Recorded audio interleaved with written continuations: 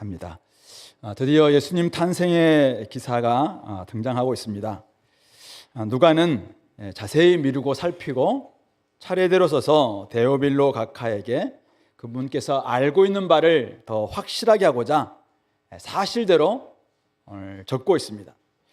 오늘 2장 10절 보면은 천사가 이들에게 목자들에게 이야기하는데요. 보라, 내가 온 백성에게 미칠 큰 기쁨의 좋은 소식을 너희에게 전하노라. 온 백성에게 미칠 큰 기쁨의 좋은 소식, 좋은 소식 바로 복음입니다.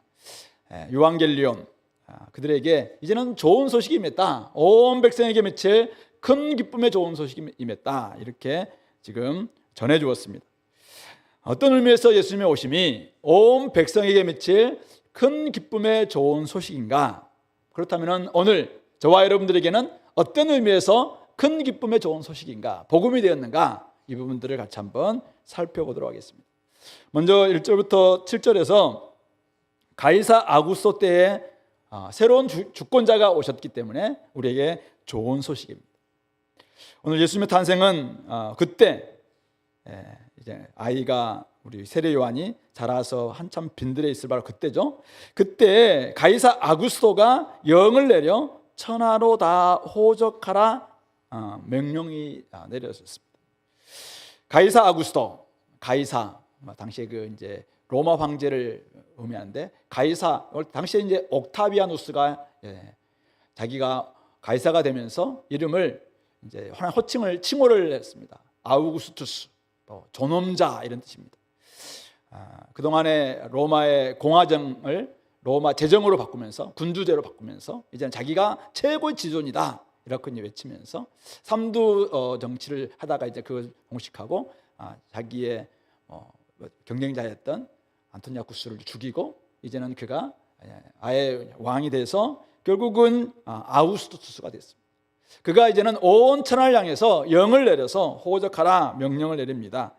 이 호적은 구레뇨 총독이 수리아 총독 되었을 때 처음 한 것이다. 역사적인 조금 여러 가지 설왕설래가 있습니다. 그러나 이 부분에 대해서도 이제는 구레뇨가 수리아 총독은 원래 AD 6년에 됐는데 그 전에 수리아 총독이 아니었지만 했던 부분이 그때까지 한번 지속됐을 것이다 라고 하는 설도 있고 여러 가지 방법이 있는데 어쨌든 중요한 것은 이때 지금 호적을 하라 이렇게 했다는 것이죠. 로마 시대 때는 호적을 한 이유가 이제 군사로 징병하기 위해서 호적을 많이 내렸는데 유대인들은 군사로 징병되지는 않습니다. 그렇기 때문에 아마도 이제 세금 징수를 위해서 이렇게 호적을 하라 했을 것이다라고 이제 우리가 알고 있습니다. 그래서 모든 사람들이 결국은 호적하러 각각 고향으로 돌아갑니다. 요셉도 다윗의 집 족속입니다. 다윗의 족속이기 때문에 다윗의 고향이었던 바로 갈릴리 나사렛에 살다가 유대 땅 베들레헴으로 그가 다윗의 동로로 옮겨갔다라고 이야기하고 있습니다. 근데 가는데 5절 보시면은 그 약혼한 마리아와 함께 호적하러 갔다. 우리가 앞에서 봤습니다. 약혼을 했지만 아직 결혼하지 않는 상태, 아직 부부관계를 맺지 않았던 그런 상태, 동정녀 상태였는데 마리아가 이미 잉태되었더라. 우리가 그 이야기를 앞에서 살펴봤습니다. 그랬던 마리아를 혼자 사실은 두고 갈 수는 없었던 것 같아요. 그래서 이제 그를 데리고 지금 호적하러 가고 있습니다. 그런데 거기 있을 그때 해산할 날이 차서 이제 첫 아들을 낳았습니다. 7절 보시면은 강보로 싸서 구유에 누웠으니 이렇게 했던 이유는 여관에 있을 곳이 없었기 때문이다. 이렇게 이야기하고 있습니다. 어렸을 때 우리가 이제 교회 다니면서 성탄절 되면 항상 성극도 하고 이렇게 하는데 예수님의 탄생과 관련된 여러 가지 설화가 있습니다. 이 요셉과 마리아가 이제 호적하러 가는데 이미 만삭이 됐습니다. 해산날이 차왔습니다. 그래서 거의 분만 막 가까워오는데 어찌할 바 몰라서 육안마다 문을 두드립니다. 근데 이미 방을 다 이제 차지하고 있어서 내 집 방이 없다고 하니까 결국은 어떤 그 마구간과 같은 그곳에 가서 이제 막 분만할 수밖에 없었던 상황. 또 어떤 소설에서는 동굴에 가서 이제 이렇게 분만했다 이렇게 나와 있습니다. 근데 오늘 제가 다시 성경을 이렇게 연구해 보니까 설교 준비하면서 보니까 그런 내용 나와 있지 않아요. 그건 전설 따라 삼천리입니다. 전설이에요, 전설. 오늘 보는 6절 보시면은 거기 있을 그때 해산할 날이 찼다라고 이야기하고 있습니다. 그러니까 이미 그곳에 가서 어떤 집에 들어가서 지금 환대를 받고 그 집에 지금 들어가는 겁니다. 그래서 그곳에 있을 때 해산날이 차서 분만을 했습니다. 근데 그곳이 어떤 곳이었는가? 오늘 7절 보시면은 여관에 있을 곳이 없어서 구유에 뉘울 수밖에 없었던 그런 집이다라는 것을 발견할 수 있습니다. 여기서 나오는 여관, 이 여관이 이제 중요한 단어인데요. 여관이 원래 유대 그 헬라어에 여관이라는 단어가 두 가지가 있다고 하더라고요. 제가 이번에 좀 살펴보니까 여관, 원래 숙박업을 하는 여관은 판이 앞에 붙으면 모든 사람이라는 뜻이에요. 모든 이런 뜻이잖아요. 판도케이온이라는 이 여관이 있습니다. 이런 여관은 결국은 저기 사마리아, 선한 사마리아 비유에 나오면은 그 사마리아 사람이 이제 그 강도 만난 이웃을 데리고 나중에 여관에 가잖아요. 여관. 그때는 이 판도케이온이라는 단어를 씁니다. 진짜 거기는 객주가 그 주인이 있고, 그래서 그 사람한테 나중에 숙박비 더 줄 테니까 마음껏 좀 해달라라고 이제 돌아가잖아요. 그때 쓰였던 그 여관은 진짜 판도케이온, 그는 숙박하는 업을 하는 여관입니다. 근데 오늘 여기서 나오는 이 여관은 카타리마라는 단어를 쓰고 있습니다. 카타리마라는 이 단어는 결국은 손님을 접대했던 유대인들이 이제 그 방 구조가 어떠냐면은 시골집에 가면은 한 주인이 쓰는 방이 있고 그 옆에는 손님 접대방이 있습니다. 이 손님 접대방에 쓰는 그 객실이라는 의미가 있는데, 객실이 이 카타리마라는 것입니다. 그러니까 당시의 유대인들의 그 부잣집은 조금 다르겠는데, 가난한 집은 소나 말들을 밑에 이렇게 1층 같은 데 이렇게 있고, 그리고 주인들이 조금 더 위에다가 이렇게 이 집을 지어 가지고 그 위에다가 구멍을 뚫습니다. 구멍을 뚫어서 여물도 주기도 하고, 또 나오면은 뭔가를 이렇게 줄 수 있는, 그러니까 주인들이 쉽게, 주인들의 방이 조금 이렇게 구조상 이렇게 좀 비스듬하게 돼 있답니다. 거기에 구멍이 있어가지고 거기에 여물을 줄 수 있는 이런 부분이 있고, 그리고 거기에다가 나무로 된 또 그 구유가 있어서 거기에서 또 이렇게 주기도 했다, 이렇게 있습니다. 그런 점에서 오늘 이 지금 요셉과 마리아는 이미 어떤 농가에 환대를 받았고, 그곳에 있는 어떤 그 주인의, 그러니까 객실, 손님 방은 이미 가득 찼기 때문에 그 방은 들어갈 수 없었고, 그래서 주인이 함께 기거하는 그 방에서 분만을 했고, 그런 가운데서 당연히 그 방에 있는 구유에다가 짚을 깔고 거기에 강보로 싸서 뉘었다라고 볼 수가 있는 것이죠. 이게 이제 케네스 베일리라는 분이 유대에서 오랫동안 사셨던 분인데 중동을 많이 연구했던 분이에요. 이분이 쓴 책이 중동의 눈으로 본 예수라는 책에서 이분을 좀 이야기하고 있고, 다른 분들도 최근의 연구에서는 그렇게 좀 보는 것이 맞다, 이렇게 이야기하고 있습니다. 중요한 것은 이거죠. 오늘 예수님이 탄생했는데 어떻게 탄생하고 있는가? 1절은 가이사 아구스토,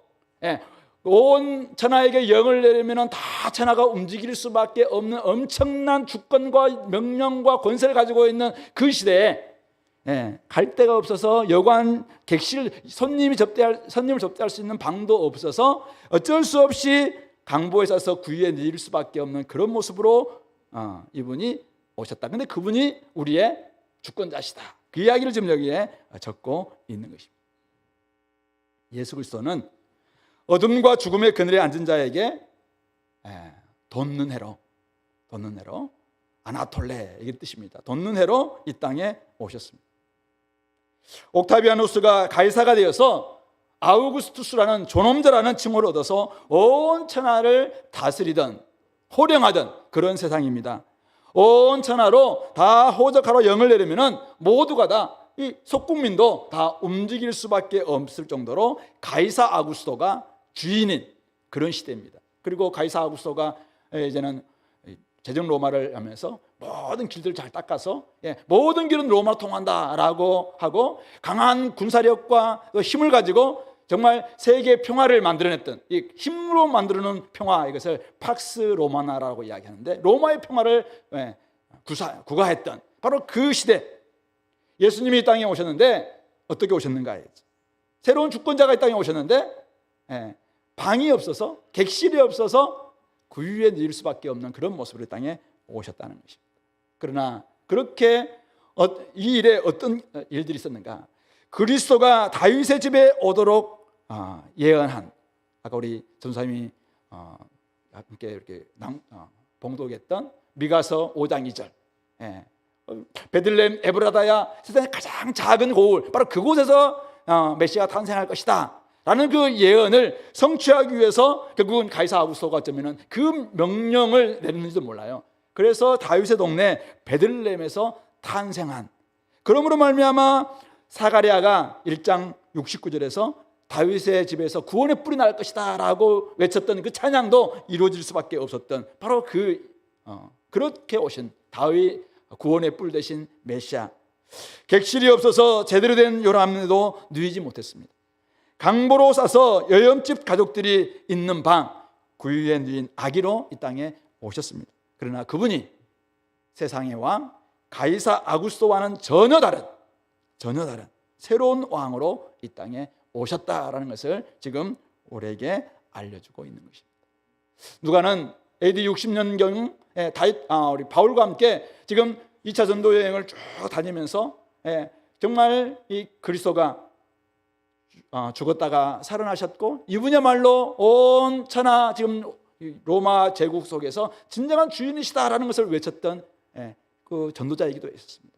역사이기도 했고 여행가이기도 했던 누가는 바로 가이사 아구스토, 가이사가 다스리고 있는 온 천하에 새로운 주권자가 오셨다. 새로운 주권자, 어쩌면은 사람들에게는 알려지지 않았고 사람들은 객실도 내주지 않음으로 말미암아 어쩔 수 없이 구유에 누울 수밖에 없었던 그런 모습을 땅에 오셨지만은 그분야말로 다윗의 동네에서 나신 구원의 뿔이시고 우리의 구주이시자 그리스도이시며 주권자가 되시는 예수 그리스도시다. 그러므로 그분이 우리에게 진정한 나라, 진정한 왕이 되시는 복음이다, 유한겔리온이다, 이제는 새로운 왕이 등극하셨다, 이렇게 외치고 있는 것입니다.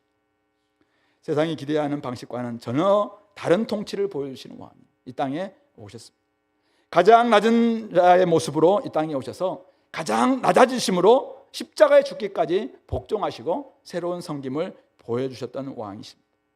그리스도는 가이사 아구스토와는 달리 팍스 로마나가 아니라 힘에 의한 평화가 아니라 모든 사람들에게 자신을 내어주심으로 말미암아 죄를 다 사하시고 하나님과 우리 관계가 화목됨으로 말미암아 이 땅에 진정한 평화를, 하늘의 평화를 선물해 주심으로 말미암아 구주와 주님이 되신 우리의 왕이신 것입니다. 전혀 다른 모습으로 보여주셨습니다. 십자가와 부활로 구주와 주님 되심을 그대로 드러내 주셨습니다. 제국과는 다른 천국을 보여주시면서 이제는 당신이야말로 진정한 왕이시다라고 그렇게 유대인의 왕일 뿐만 아니라 온 세상의 왕이시라고 말씀하셨던 그분이 이런 모습으로 오셨다는 것이죠. 그러므로 새로운 주권자가 우리에게 오셨다는 이 사실 자체가 우리에게 얼마나 큰 기쁜 소식이자 복음이자 큰 기쁨의 좋은 소식이다라는 것을 오늘 말씀해 주고 있는 것입니다. 그런 점에서 여러분들 예수님을 여러분들 삶의 주인으로 모셨습니까?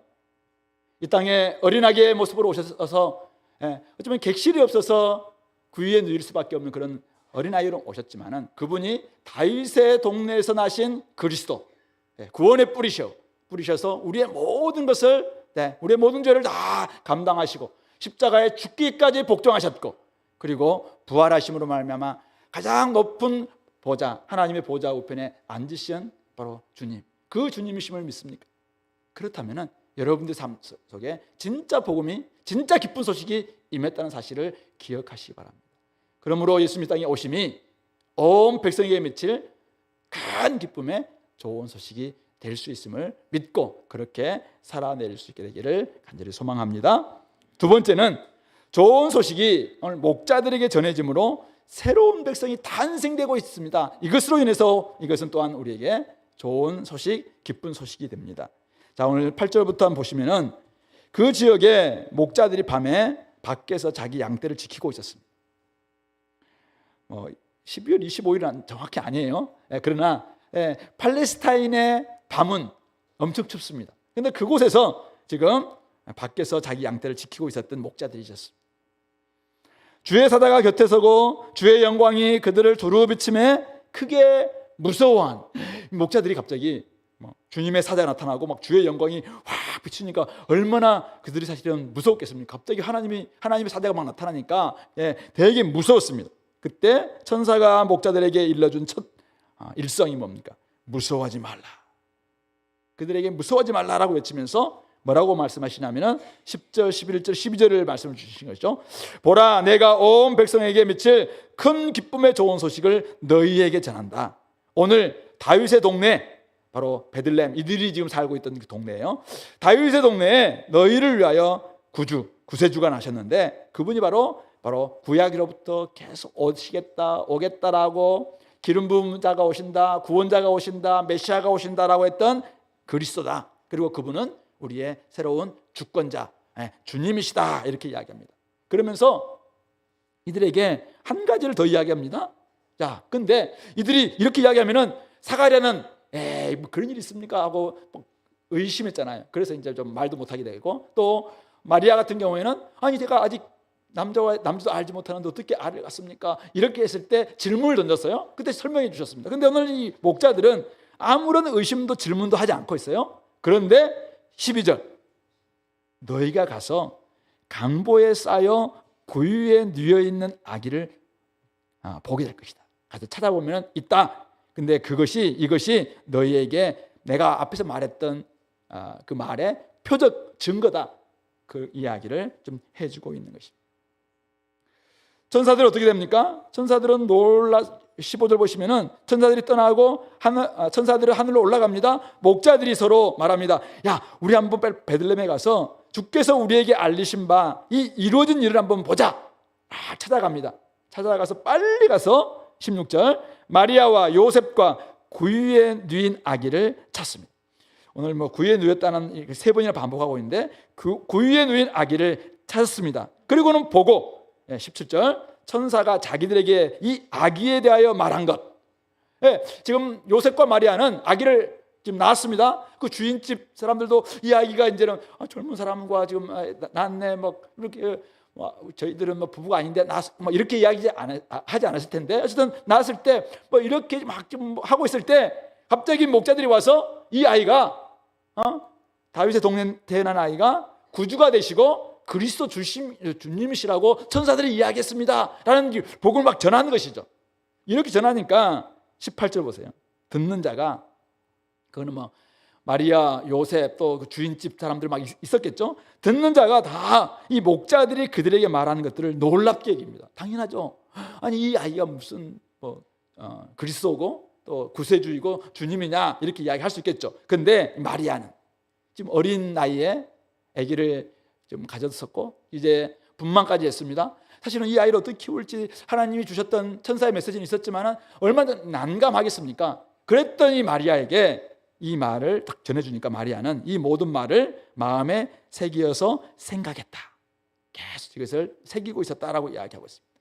그렇게 하고는 목자는 자기들에게 이르던 바와 같이 된 것을 보고 듣고 본 그 모든 것을 인해서 하나님께 영광을 돌리면서 찬송하고 돌아가는 모습으로 오늘 이 예수님의 탄생 이야기가 마무리되고 있습니다. 오늘 저는 여기서 한 두 가지 정도의 질문이 좀 생기더라고요.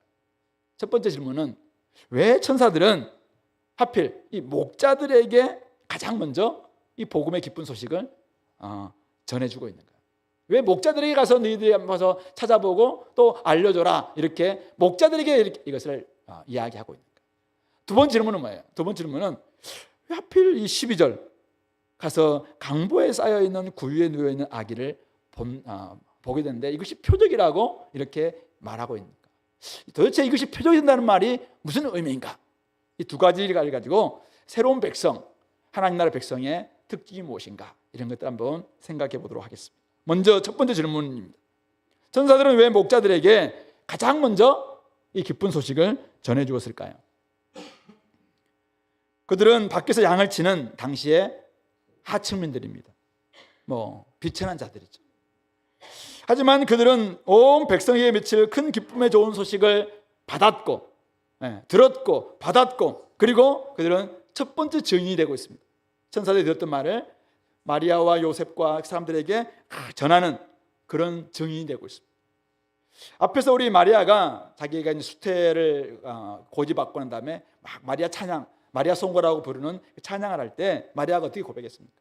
나중에 자기 삶 가운데서 태어날 아이로 인해서 비천한 자를 높이시고 줄이는 자를 좋은 것으로 배불리셨다, 이렇게 누가복음 1장 52절 53절에서 고백했는데, 아마 거기서 이야기하고 있는 이 비천한 자들, 줄이는 자들의 대명사가 이 목자들이 아닐까. 그리고 당시의 목자들은 가장 비천한 자이고 가난한 자이고 줄이는 자의 대명사이기 때문에 사실은 이들에게 그 말씀을 좀 이루기 위해서라도 사실은 그들에게 찾아가서 복된 소식을 전해줬다. 그러므로 비천한 자들, 줄이는 자들, 배고픈 사람들, 이런 사람들은 주님 앞에서 얼마든지 하나님 나라의 백성이 될 수 있다라는 것을 보여주는 것이기도 하겠죠. 그러나 반드시 비천하다고 줄이다고 목마른다고 무조건 하나님 나라 백성이 된 것은 아닐 것입니다. 그렇다면 왜 오늘 누가는 이 사실을 자세히 기록하고 있는가? 더 중요한 것은 오늘 주 예수 그리스도께서 다스리는 하나님 나라 백성의 특징을 이들이 잘 보여주고 있다는 것입니다. 그것은 무엇입니까? 오늘 보시면은 이들은 천사들이 전해준 말을 그대로 받아들이고 있습니다. 의심이나 질문이나 이런 것 없이 그대로 받아들이고 있습니다. 그리고 빨리 가서 그것도 가서 그대로 전해주었던 말을 그들에게 전해주고 있습니다. 요셉과 마리아와 그 사람들에게 우리가 들었던 복음은 이것입니다 라는 것을 전해주고 있습니다. 그리고 그것을 끝나지 않죠? 20절 보시면은 자기들에게 전해준 말과 같이 듣고 본 그 모든 것으로 인해서 하나님께 영광을 올려드리고 찬송하고 있는 것입니다. 오늘 누가는 이걸 통해서 새로운 백성이 지금 탄생되고 있다는 것을 우리에게 알려주고 있습니다. 새로운 주님이 주권자의 땅에 탄생할 뿐만 아니라 새로운 백성들이 지금 탄생되고 있는데 그들의 특징은 뭐냐? 그들이 비천한 자일 수 있습니다. 배고픈 사람들이 있습니다. 그들이 가난한 사람일 수 있습니다. 그런데 하나님이 주시는 메시지를 딱 전했을 때 그 메시지를 그대로 받습니다. 그리고 그것을 그대로 가서 전해줍니다. 뿐만 아니라 이루어진 모든 것을 확인하고는 하나님께 영광을 올려드리고 또 찬송하는 예배와 선교의 백성이 되고 있는 이런 사람들이야말로 하나님 나라의 새로운 백성이다라는 것을 우리에게 알려주고 있는 것입니다. 복음을 듣고 믿어 하나님께 영광을 돌리는 백성이라면 그들의 신분이나 그들의 성별이나 그들의 직업은 중요하지 않습니다. 비천하고 줄이고 목마른 자라도 상관없습니다. 복음을 믿는 자라면 누구나 다 하나님 나라의 백성이 될 수 있습니다. 누가 천국을 얻을 수 있습니까?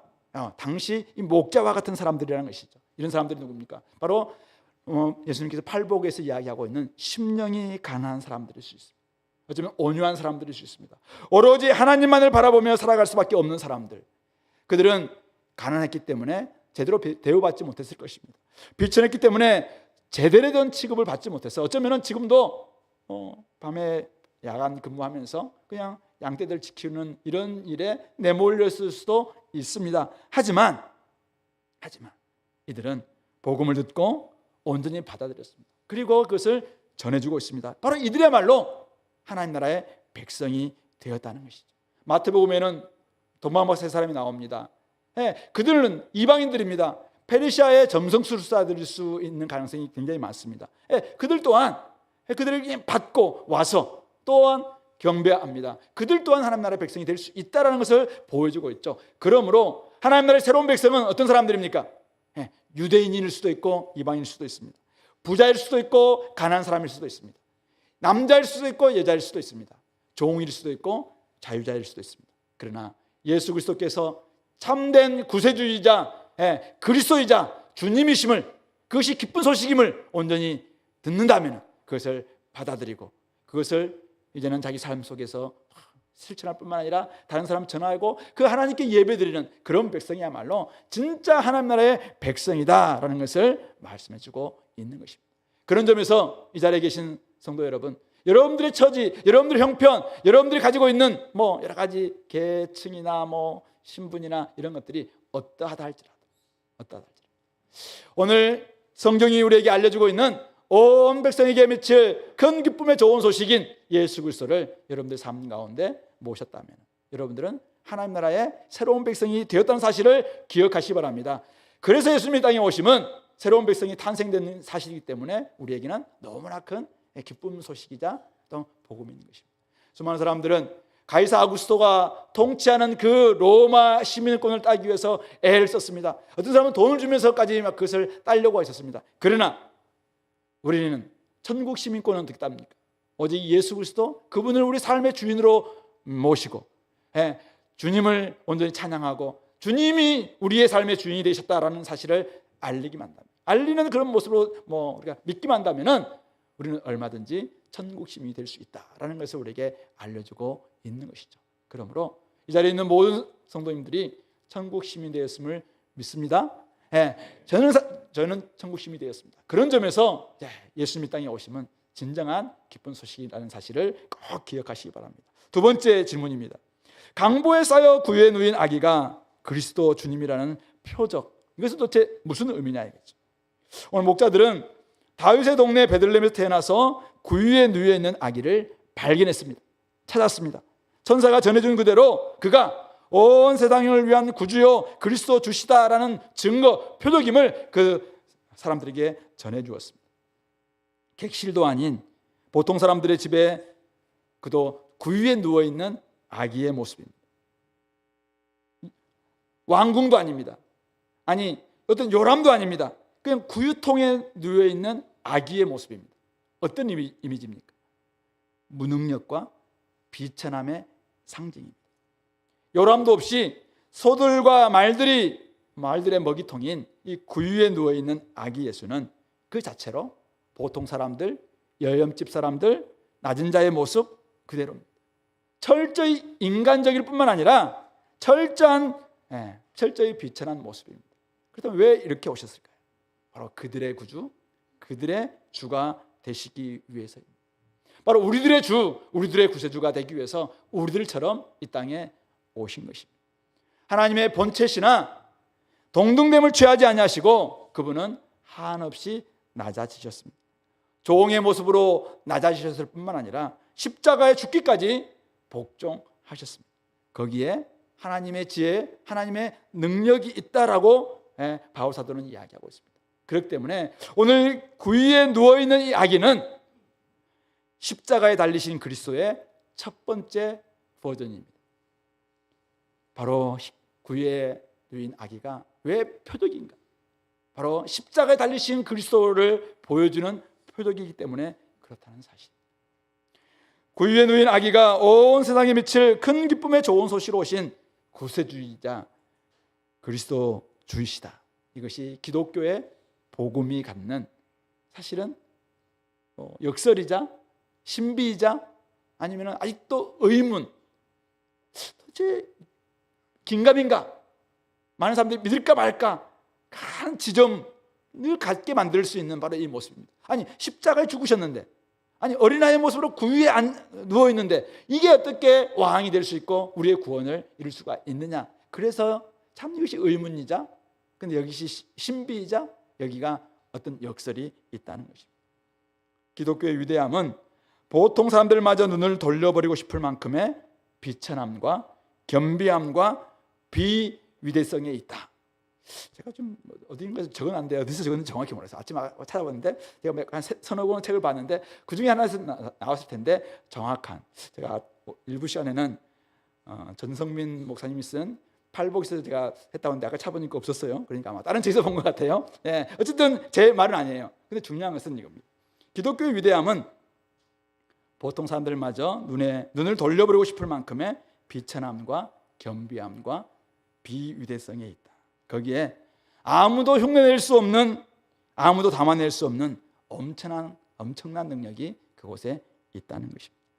바로 십자가 달리신 그리스도는 구유에 누인 아기로부터 시작되었다. 이것이 바로 기독교의 복음입니다. 예수 그리스도는 처음부터 십자가를 지향하고 이 땅에 오셨음을 우리에게 알려주고 있습니다. 그렇기 때문에 이것은 우리 하나님 나라 백성들에게 무엇을 알려주고 있습니까? 우리가 선교를 할 때 어떤 모습으로 선교를 해야 되는가? 십자가에 달리신 그리스도의 모습으로, 구유에 누인 아기의 모습으로 선교를 해야 된다. 우리가 예수님이 어떤 분인가를 정말 안다면은 어떤 삶을 살아야 되는가? 우리의 능력과 우리의 잘남과 우리의 땅에서 높아짐, 이것을 막 자랑하는 것, 번영의 복음으로 기독교를 믿으면 복받고, 기독교를 믿으면 번영하고, 기독교를 믿게 되면 우리 장대하고, 이런 것이 아니라 어쩌면 기독교에는 어쩌면 십자가를 지는 것만이 부활의 영광 얻을 수 있는 가장 중요한 능력이 바로 그곳에 있다. 그것이 하나님의 지혜다라는 것을 오늘 우리에게 알려주고 있는 것입니다. 바울은 이 사실을 너무나 잘 알았기 때문에 빌립보서 3장 1절부터 10절에서 오늘 아침에 큐트했던 본문입니다. 거기에서 자신의 자랑거리가, 육체 자랑거리가 참 많았어요. 신뢰할 것이 굉장히 많았습니다. 그러나 그 모든 것들은 다 잃어버리고 배설물로 여기고 이제는 바로 십자가를 통한 부활의 권능에 이루고자 자기가 지금 주님의 그 죽으심이죠, 주님의 그 십자가를 본받는 삶을 살아간다라고 그렇게 외치고 있는 것입니다.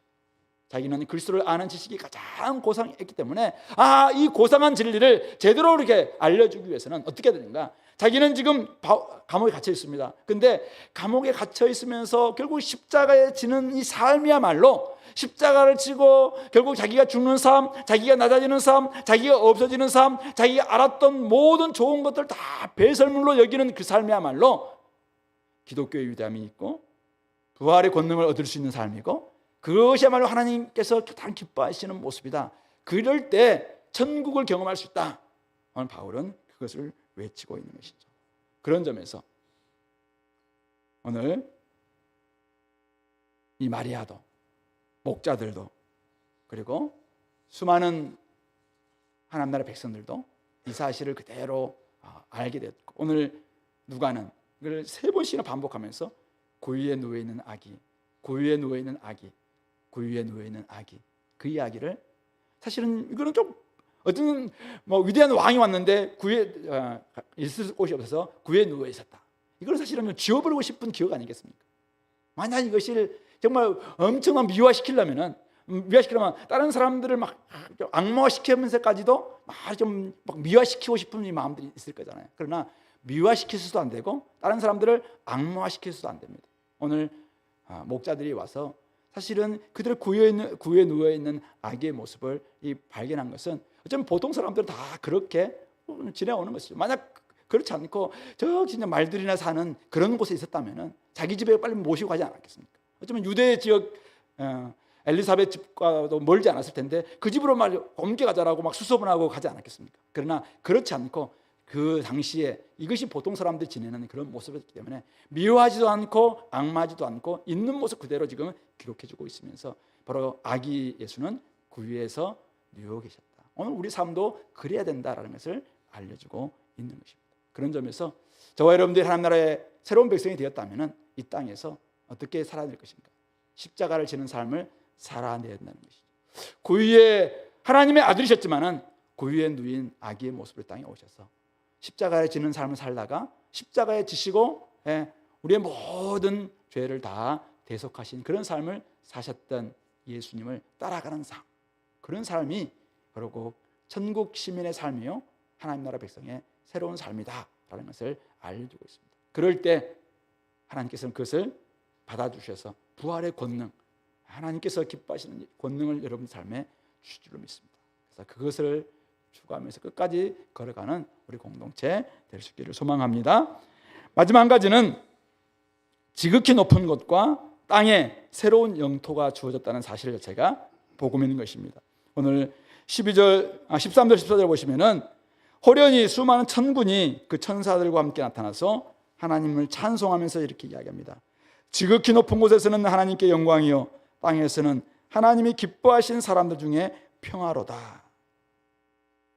예수 그리스도의 오심은 지극히 높은 곳, 어디입니까? 하늘이죠.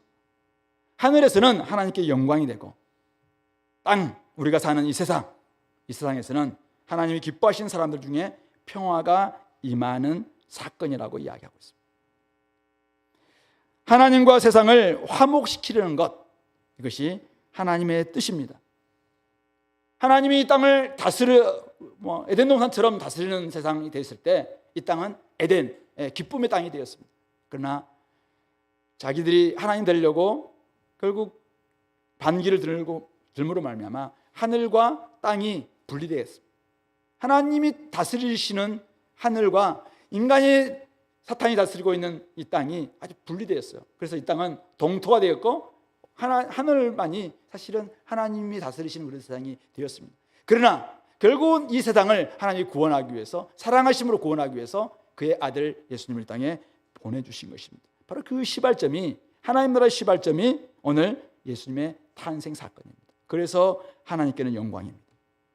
하나님께서는 죄를 깨닫고 회개하는 사람들을 기뻐하십니다.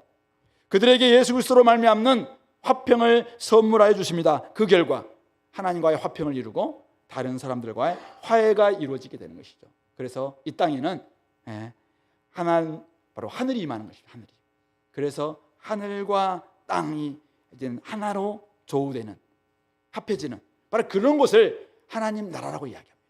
하나님이 다스리시는 공간, 새로운 영토, 새로운 땅, 새로운 영역이 이 땅에 막 창조되고 확장되고 지금 생겨나고 된 사건이 예수님이 이 땅에 오신 사건이라는 것입니다. 예수님이 이 땅에 오심은 그러므로 하늘과 땅 모든 영역에 우리가 죽어서 가는 어딘가에 있을 어떤 그 땅이 아니라, 그곳이 아니라 이미 하나님이 이 땅에 오셔서 우리 삶 가운데 다스리심으로 이 땅이 새로운 지금 영역으로 바뀌는 모습인 것이죠. 그런 점에서 하늘과 땅 모든 영역에 기쁨이 되는 좋은 소식이 예수님의 탄생 사건입니다.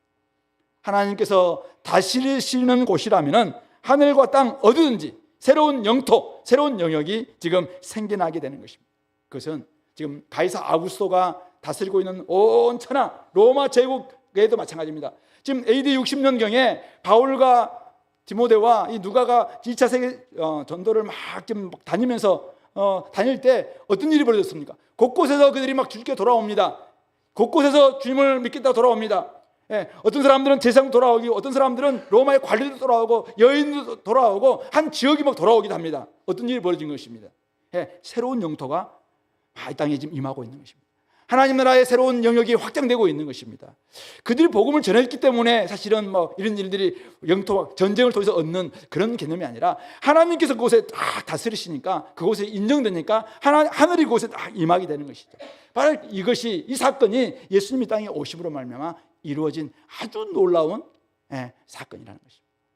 하나님과 인간 사이에, 이방인과 유대인 사이에, 부자와 가난한 사람 사이에, 여자와 남자 사이에, 동과 서 사이에, 남과 북 사이에 막혔던 담이 허물어지기 시작하는 사건.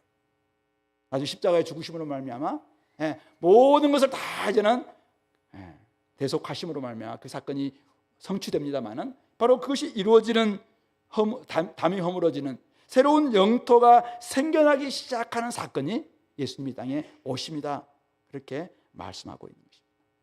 하나님이 다스리시는 새로운 영역과 새로운 영토가 생겼다는 사실은 오늘 저와 여러분들에게도 얼마나 큰 좋은 소식인지 모르겠습니다. 예수님 땅에 오심으로 말미암아 어떤 일이 벌어졌습니까? 우리가 딱 예수님을 모시니까 내 마음이 옛날에 지옥이었어요. 근데 예수님 딱 모시니까 내 마음에 새로운 영토가 생겼잖아요. 하나님이 우리를 다스리기 시작했어요. 그러니까 내 마음이 이제는 천국이 임합니다. 그래서 마음의 천국이 임하게 되는 것이죠.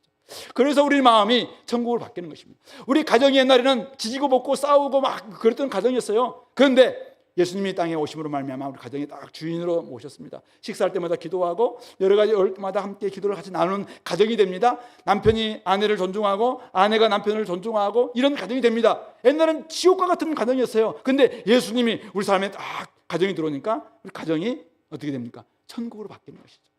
마찬가지입니다. 이런 모습들이 바로 로마, 지금 당시의 온 천하를, 그렇게 온 천하가 이 하나님 나라로 천국으로 바뀌는 역사가 AD 313년에 기독교가 공인됨으로 말미암아 이루어진 것이 아니라 사실은 예수님이 땅에 오심으로 말미암아 이 일들이 시작됐다는 것을 알려주고 있는 것입니다. 예수님을 모신 곳마다 하늘에는 영광, 땅에는 평화가 임합니다. 아니, 하늘의 평화가 이 땅 가운데 임하게 되는 것입니다. 그 일로 인해서 사람들은 기뻐할 수밖에 없습니다. 오늘 여기 있는 마리아 한번 생각해 봅시다. 아까도 이야기했다시피 13살에서 14살 사이입니다.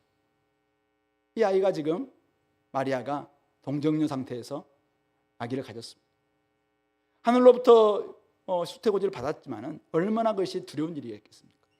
율법에서는 이미 돌 맞아 죽을 일이잖아요. 그런데 그런 마음에 사실은 앞으로 살아갈 날도 이제 태어났는데 어떻게 될지 마태복음에 보면은 또 이 헤롯이 막 죽이려고 했기 때문에 애굽으로 막 도망치는 막 이런 일도 막 벌어집니다. 그런데 오늘 예수님이 다 받아들임으로 말미암아, 이 말을 받아들임으로 말미암아, 마음에 깊이 생각함으로 말미암아 그의 마음이 천국으로 바뀐 거예요. 그러니까 그것을 견뎌냅니다. 그래서 나중에 십자가에 달리시기 그때까지 그 십자가 앞에서도 이 마리아는 떠나지 않습니다. 다 도망치는데 이 마리아, 어머니 마리아는 그 현장을 다 지키는 모습, 그 마음에 이미 천국이 임했던 것이고, 이 일이 어떻게 되는 것인가를 계속 지금 보고 있는 것입니다. 목자들이 찾아온 이 보통 사람들의 어느 집 농가에 구유가 놓여있는 이 방에도 지금 천국이 임한 것이죠. 어쩌면 먼저 온 손님들, 먼저 온 누군가에게 자기 친척일 수도 있어요. 그 사람에게 객실을 내줌으로 말미암아 사실 미안해서 애가 태어났는데 누울 데가 없으니까 구유에 누울 수밖에 없는 이 주인으로서 마음이 너무나 좀 미안했을 거라고 생각해요. 그런데 그곳에 이런 소식을 다 전해주자 바로 그 여염집 구유가 놓여있는 이 방 또한 천국으로 바뀌고 있는 것입니다. 목자들이 찬양하며 돌아간 들려 어땠을까요? 그들은 하나님께 영광을 올려드리고 찬송하면서 다시 들려로 나아갑니다. 자신들이 목자 생활을 또 할 겁니다. 이전과 이후가 똑같았을까요? 저는 달랐을 거라고 생각합니다. 이미 그곳이 새로운 영토로 바뀌고 있는 것입니다. 새로운 영토로 임한 것입니다. 하나님의 평화가 그곳에 임한 것입니다. 누가복음 이 3장부터 이제 24장까지 그리고 사도행전 1장부터 28장까지 내용이 이 같은 누가가 쓴 책이잖아요. 누가는 지금 뭘 이야기하고 있습니까? 결국 새로운 영역이, 새로운 영토가 어떻게 확장되었는가라는 것을 보여주고 있는 역사가 사도행전의 역사입니다. 갈릴리로부터 출발이었던 이 하나님 나라의 영역이 어떻게 예루살렘과 온 유대와 사마리아와 땅끝까지 이르러서 펼쳐지게 되었는가? 세상 방식은 아니었어요. 그런데 예수님을 다 모신, 예수님을 믿고 받아들이는 사람들이 예수님을 전함으로 말미암아 주인으로 받아들이는 순간 그곳에 하늘의 평화가 임했고 하나님의 주권이 다 임함으로 말미암아 새로운 영토, 새로운 영역이 계속 확장되어서 당시 온 천하를 다스렸던 가이사가 진짜 다스리는 것이 아니라 하나님이 통치하신다, 예수님이 새로운 주가 되셨다라는 것을 증거해 주고 있는 것이 바로 사도행전의 역사라는 사실입니다. 말씀을 정리합니다. 오늘 우리에게는 온 백성에게 미칠 큰 기쁨의 좋은 소식인 예수님이 이 땅에 임했습니다. 그분은 우리에게 새로운 주권자로 이 땅에 오셔서 전혀 다른 통치를 시행하고 계십니다. 공의와 정의, 자비와 화평을 만들기 위해서 자신을 희생하셨습니다. 자신을 내어주셨습니다. 섬기셨습니다. 끝까지 복종하셨습니다. 이 그리스도를 우리의 주인으로 모신 사람들입니다. 그러나 오늘 이 세상은 어떤 세상입니까? 여전히 가이사 아구스토를 주인 삼기 위해서 롤모델로 삼고자 지금 각축전을 벌이고 있는 그런 세상입니다. 이런 세상 속에서 우리는 어떻게 살아낼 것인가? 진짜 여러분들의 새로운 주인으로 그분을 모셨다면 가이사 아구스토가 되기 위해서 그렇게 막 줄을 대고 그냥 수없이 자기의 모든 걸 다 투자하고 그래서 뭐 거기만을 추구하는 이런 삶을 살 것인가? 아니면 예수님을 따라서 전혀 다른 리더십과 다른 삶의 가치를 깨닫고 그대로 주님을 닮아서 온유와 겸손으로 자신을 내어주고 희생하고 섬김을 받기보다 섬기는 그런 삶을 살 것인가? 오늘 성탄절을 하루 앞에 두고 스스로 한번 결단해 보시기 바랍니다.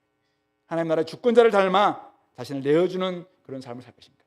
아니면 이 세상의 주권자인 가이사 아구스토를 닮아 나도 한번 이 땅에서 한번 호령해봐야지, 그렇게 나갈 것인가? 무엇이 진정한 기쁨의 좋은 소식일까?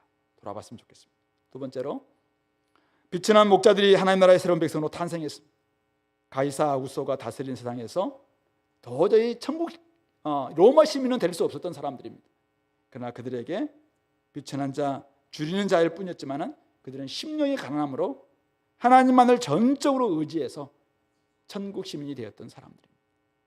십자가 달리신 그리스도를 주와 구주로 받아들이는 사람들은 어떤 형편이 있다더라도 하나님 나라 백성이 됩니다. 가진 것 없어도 여러분들 땅을 갖기를 원하십니까? 그러면 온유한 자가 되십시오. 그러면 온유한 자는 땅을 기업을 받는다라고 주님은 분명히 이야기했습니다. 온유함이라는 것이 무엇일까? 힘없는 모습으로 하나님을 전적으로 의지하신다면 여러분들에게 새로운 땅, 새로운 영역, 새로운 장소, 새로운 영토 여러분들에게 주실 것입니다. 높은 자리에 얻지 못해도 마음이 청결하다면 하나님을 볼 수 있을 것입니다. 바로 새로운 백성들은 다른 가치로 살아가는 사람들입니다. 이 땅에 좀 더 나은 어떤 신분을 얻기 위해서 애쓰는 이 세상 속에서 혹시 내가 비천하고 낮은 자로 이 땅에 살아갔지만 심령이 가난해지고 마음이 온유하고 청결함으로 말미암아 하나님 나라를 볼 수 있고 하나님의 자녀라는 그런 칭찬도 받고 하나님이 주시는 하나님 다스리는 영역인 하나님 나라를 천국으로 받는 그런 은혜가 있게 되기를 바랍니다. 예수 그리스도의 복음을 믿음으로 받아들인 곳에는 천국이 임합니다. 새로운 영토, 새로운 영역인 하나님 나라가 선물로 주어집니다. 진짜 여러분들 삶 가운데 깨어진 관계가 회복될 것입니다. 상한 마음이 바뀔 것입니다. 삶의 모든 영역에 하나님의 다스림 임하게 될 것입니다. 하나님께는 영광이 되고 여러분들의 삶, 하나님을 기뻐하기 때문에 여러분들의 삶에는 하늘의 평화가 임할 줄로 믿습니다. 그렇게 하기 위해서 어떻게 됩니까? 바로 구유에 누인 아기, 십자가 달리신 주님, 그분을 여러분들의 삶의 주인으로 모시는 것입니다. 이렇게 사는 거구나. 구주와 주님으로 우리를 오셔서 우리를 통치하셨고 다시 오셔서 영원토록 우리를 구주와 주님으로 다스리실 바로 그분께 내가 어떻게 하면 영광을 올려드릴 수 있을 것인가. 이렇게 사는 거구나. 그분처럼 사는 거구나. 그분을 전하는 것이구나. 그분을 전하면서 이것이 복음이라고 이야기하는 거구나. 그렇게 살아내면서 이럴 때 진정한 평화와 하늘의 기쁨이 우리 가운데 임한다라고 말해주는 거구나. 그런 삶을 살아내는 그곳에 여러분들 가정에 새로운 영토가 생겨날 겁니다. 여러분들의 직장에도 새로운 영토가 확장될 겁니다. 여러분들이 가는 곳곳에 새로운 영역, 하나님 다스리는 영역이 확장될 것입니다. 그 일에 우리 모든 성도님들이 한번 동참하시고 맛을 봤으면 좋겠고, 이것이 복음입니다. 그래서 저도 기뻤습니다. 이렇게 살아보니까 진짜 이게 살만 납니다. 옛날에니까 살았던 거 배설물에 불과했습니다. 그러나 이제는 이 삶입니다. 이게 답입니다. 그래서 제가 진짜 여러분에게도 소개하고 싶습니다. 이것을 알려주는 공동체가 될 수 있게 되기를 간절히 소망합니다. 같이 한번 우리 말씀을 기억하시면서 오늘 모든 백성들에게 미칠 큰 기쁨의 좋은 소식이 땅에 임했는데 오셨는데 나에게도 기쁜 소식인가? 좋은 소식이 되기 위해서 내가 오늘 누구를 모셔야 될지, 내가 어떻게 살아야 될지, 그리고 어떤 관계가 내가 회복돼야 될지 이런 것들을 생각하며 같이 한번 기도하겠습니다. 기도합시다.